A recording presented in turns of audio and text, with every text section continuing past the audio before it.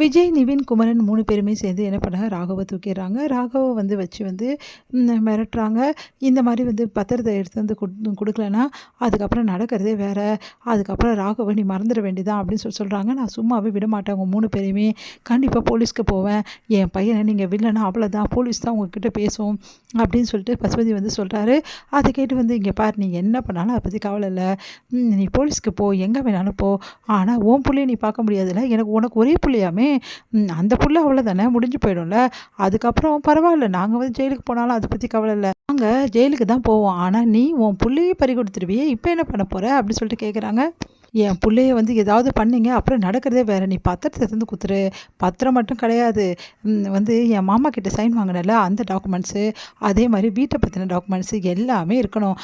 முக்கியமான விஷயம், அந்த வீட்டு எங்ககிட்ட ஒப்படைச்சிடணும். இதுக்கப்புறம் அந்த வீட்டு பக்கமே நீ தலை வச்சு படுக்கக்கூடாது. அப்படி ஓகேனா நான் ராகவை ரிலீஸ் பண்ணுறோம். அப்படி இல்லைன்னா ராகவ் உனக்கு கிடைக்கவே மாட்டான். எனக்கு தெரியாது உங்களை பற்றி. உங்களால் எதுவும் பண்ண முடியாது. சும்மா தான் பண்ண முடியும். அப்படியா? ராகவ் இந்த உலகத்தை விட்டு தான் நாங்கள் எங்களால் அனுப்ப முடியாது. ஆனால் அவன் காலம் ஃபுல்லாக சாப்பிட முடியாமல் செய்ய முடியும்ல அப்படின்னோடனே பயங்கரமாக அதிர்ச்சி அடைகிறாரு. இங்கே பாரு, ராகவுக்கு ஏதாவது நடந்தது அப்புறம் நடக்கிறது வேற அப்படின்ற பசுபதி. அப்போ நடக்கக்கூடாதுன்னா நீ மரியாதையாக அந்த பத்திரத்தை எல்லாத்தையும் எடுத்துகிட்டு போயிட்டு நேராக எங்கள் மாமியார்கிட்ட போயிட்டு, எங்கள் அத்தை இருக்காங்கல்ல சாரதா, உன்னோட தங்கச்சி, அவங்கக்கிட்ட போயிட்டு நடந்த விஷயத்துக்கெல்லாம் மன்னிச்சிடுங்க, என் மேலே தான் தப்பு, நான் தான் தேவையில்லாமல் உங்ககிட்ட பிரச்சனை பண்ணிட்டேன், அதனால் இந்தாங்க பத்திரம் உங்கள் வீடு அப்படின்னு சொல்லிட்டு ஒப்படைச்சிட்டு வந்துக்கிட்டே இருக்கணும். முக்கியமான விஷயம், இப்படி நாங்கள் பண்ண விஷயம் அவங்களுக்கு தெரியவே கூடாது. அப்படி நீ கொடுத்துட்டு வந்துட்டே இருந்தீங்கன்னா அதுக்கப்புறமா நடந்த விஷயத்துக்கு எல்லாத்தையுமே நாங்கள் பார்த்துக்குறோம். நீ கொடுத்துட்டு வந்துட்டோன்னே இதுக்கப்புறம் ராகவ் உன் கையில் இருப்பான். ஓகேவா அப்படி சொல்லிட்டு கேட்குறாங்க. சொல்கிறாங்க. அதை கேட்டுட்டு என்ன பண்ணுறது தெரியாம பசுபதி பயங்கரமாக டென்ஷன் ஆகிறாரு. என்ன பண்ணுறது தெரியல. என்னப்பா என்னாச்சு அப்படின்னோடனே, கொடுக்குறேன் போதுமா, ஆனால் நான் கொடுக்குற வரைக்கும் என் பையனுக்கு எதுவுமே ஆகக்கூடாது. அப்புறம் நான் கொடுத்துட்டோன்னே என் பையனுக்கு ஏதாவது ஆச்சு அப்புறம் அவ்வளோதான். நீ கொடுத்துட்டோன்னே உன் பையனை நாங்கள் என்ன பண்ண போகிறோம்? இவனெல்லாம் வச்சு ஊறுகாய் கூட போட முடியாது. அதனால் நாங்கள் அனுப்புகிறோம். முதல்ல எங்கள் சொல்கிறபடி செய்யணும். நீ சொல்கிறபடி செய்கிறியா இல்லையான்னு சொல்லிட்டு நாங்கள் கன்ஃபார்ம் பண்ணிக்கிறோம் அப்படின்னு போன வச்சுறாரு விஜய். உடனே என்னடா ராகவ், உன் மேலே உன் அப்பாவுக்கு பாசமே இல்லை போல் இருக்க, ரொம்ப யோசிக்கிறாரே அப்படின்னு சொன்னோன்னே அப்படியே ராகவ் பார்த்து முறைக்கிறாரு. உங்களெல்லாம் பார்த்துக்கிறேன்டா, சும்மா விட மாட்டேன், என்ன ஓவராக சொல்கிற, அவ்வளோதான் உனக்கு அப்படின்னு சொல்லிட்டு ரெண்டு போடுறாங்க. அடுத்து செம்மைய டென்ஷனாக இருக்காரு. என்னப்பா என்ன ஆச்சு அப்படின்னு சொல்லிட்டு ராகினி கேட்குறாங்க.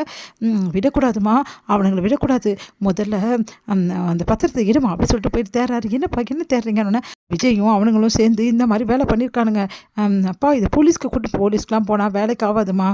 அதுக்கப்புறம் நிறைய விஷயங்கள் நம்ம சொல்ல வேண்டியது இருக்கும். நீங்கள் எதுக்கு அந்த டாக்குமெண்ட் வச்சுருந்தீங்க அப்படி சொல்லிட்டு போலீஸ் கேட்பாங்க. அது மட்டும் கிடையாது, ராகவோட உயிருக்கு ஆபத்து இருக்குமா, அதனால் இப்படியே விடக்கூடாதுமா.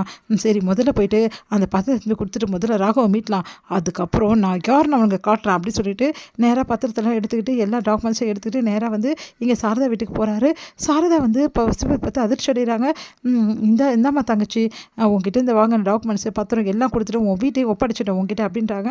அதை கேட்டுட்டு என்ன இவன் புதுசாக வீட்டெல்லாம் ஒப்படைக்கிறான் அப்படின்னு சொல்லிட்டு பாட்டி கேட்குறாங்க.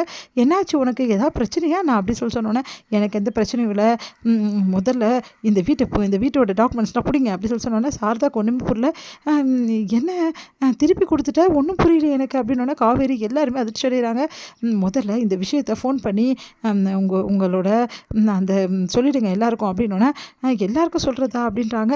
கரெக்டாக ஃபோன் வருது. காவேரி ஃபோன் எடுக்கிறாங்க. விஜய் என்ன பத்திரம் சேர்ந்துச்சா, நான் சேர்ந்துச்சுங்க அப்படின்னோடனே, வேலை தானா அப்படின்றாங்க காவேரி. அதெல்லாம் அப்புறம் பேசிக்கிறாங்க காவேரி. பத்திரம் வந்துருச்சுல உங்கள் கைக்கு வந்துருச்சுங்க அப்படின்றாங்க. சரி அந்த பசுபதி அனுப்பிச்சி விடுங்க அப்படின்றாங்க. பசுபதி சொல்லிட்டியாம்மா, சொல்லிட்டியா, பத்திரம் வந்துச்சுன்னு சொல்லிட்டியா அப்படின்னா, நான் சொல்லிட்டேன் அப்படின்றாங்க. என்ன நடக்குது ஒன்றும் புரியலைங்க, எல்லாம் குழம்பி போகிறாங்க. விஜய் கால் பண்ணுறாரு. என்ன டாக்குமெண்ட்ஸ்லாம் கொடுத்துட்டேன், உண்மையிலே நான் ஒரிஜினல் டாக்குமெண்ட் தான் கொடுத்துருக்கேன், அது ஒரிஜினலாக நீ கொடுத்தது இல்லையான்னு நாங்கள் எப்படி கண்டுபிடிக்கிறது, முதல்ல எல்லாம் ஒரிஜினலாக நாங்கள் செக் பண்ணிவிட்டு அப்புறம் உன் பிள்ளையை அனுப்புகிறோம் அப்படி சொல்லிட்டு வச்சிடறாங்க. பசுபதி இன்னும் டென்ஷன் ஆகிறாரு. இப்படி நடந்துச்சு அப்படி சொல்லிட்டு